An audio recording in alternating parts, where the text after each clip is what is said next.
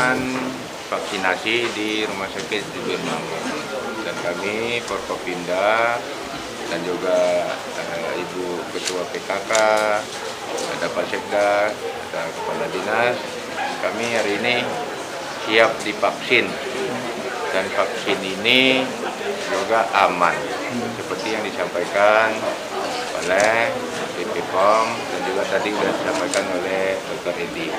Nah, yang saya harapkan kepada jajaran garda terdepan, yaitu tim medis, jangan ada satupun yang menolak tentang vaksinasi ini, karena menyangkut mereka yang menghadapi semua persoalan masyarakat yang sakit. Ya. Kalau mereka menolak, apalagi masyarakat, karena mereka lah yang lebih paham tentang ilmu kesehatan. Masyarakat yang harus kita rawat, yang kita jaga, yang kita papa, malah dokternya atau tim medisnya yang menolak tentang vaksin. Tapi saya rasa di Aceh Timur tidak ada. Ya. Saya tidak bisa berkomentar lebih jauh, tapi yang hari ini yang kita terima di 6.322 ya. Ya, ini ada tahap kedua dan ada tahap selanjutnya.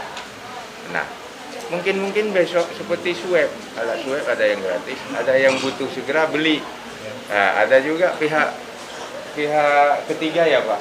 Nah, makanya hari ini kita yang gratis dulu, yang gratis.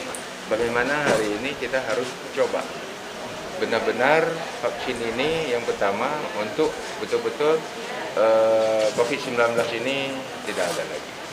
Ya, seperti yang disampaikan Pak Direktur tadi.